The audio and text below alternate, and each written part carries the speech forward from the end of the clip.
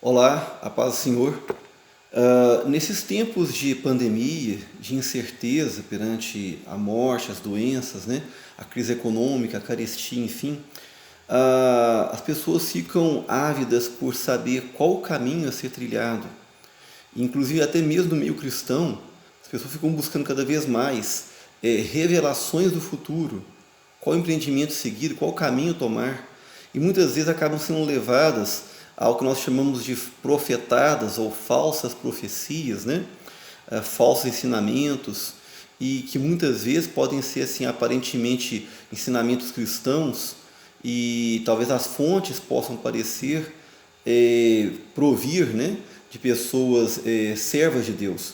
E às vezes essas mensagens podem até ser empremiadas, né, de alguma mensagem cristã realmente.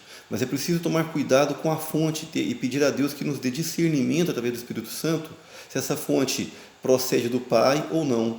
E tem uma passagem famosa e polêmica, né, que está aqui em Atos dos Apóstolos, Atos capítulo 16, do versículo 16 até o 20, né? Está aqui então. Certo dia, quando íamos caminhando para o lugar de oração, veio ao nosso encontro uma escrava. Essa moça estava dominada por um espírito mau, que adivinhava o futuro. Adivinhar o futuro é uma espécie de profecia, porém, não da parte de Deus, porque essa adivinhação não é da parte de Deus. E com seus donos, e os seus donos, porque a moça era uma escrava, então ela tinha donos. Esses donos ganhavam dinheiro com ela. E os seus donos ganhavam muito dinheiro com as adivinhações dela. A moça ia caminhando atrás de Paulo e de nós, ou seja, dos missionários cristãos, né, e gritava: estes homens são servos do Deus Altíssimo. Eles anunciam como vocês podem se salvar. Ela falou mentira? Não. Ela falou verdade. Ela falou uma mensagem de que as pessoas tinham que prestar atenção no que Paulo e os outros missionários aqui deveriam falar, porque era a mensagem de Deus, era o Evangelho. Ela falou a verdade. O problema é a fonte, a maneira que ela conseguiu essa informação. Perfeito? É a metodologia que ela conseguiu essa informação espiritual, que não provinha de Deus, a fonte. A mensagem era verdadeira, mas a fonte era perigosa, era maligna. Ela fez isso durante muitos dias.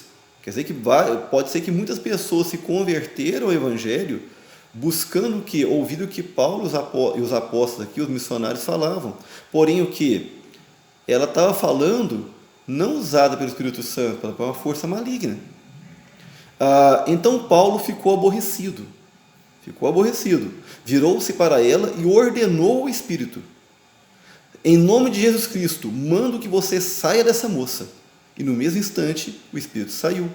Ela foi o quê? Exorcizada. E ela falou só frases de que as pessoas deveriam ouvir o que Paulo estava pregando. No entanto, o que estava com ela não era de Deus. A mensagem, sim, mas a motivação, não.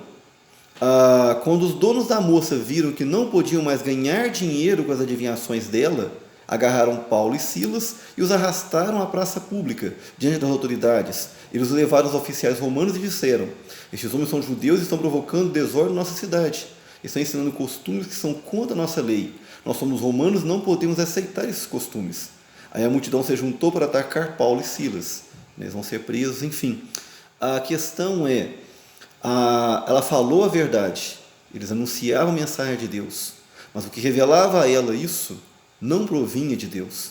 Temos cuidado para discernirmos, e através do Espírito Santo, discernirmos as fontes daquilo que devemos pregar, ministrar e viver e testemunhar. Podemos estar bem intencionados, podemos estar até falando a verdade, mas temos que entender o nosso coração e a nossa intimidade com Deus, se realmente está conectada da maneira correta, com a fonte que vem do Pai e de Jesus. Amém? Até a próxima, então.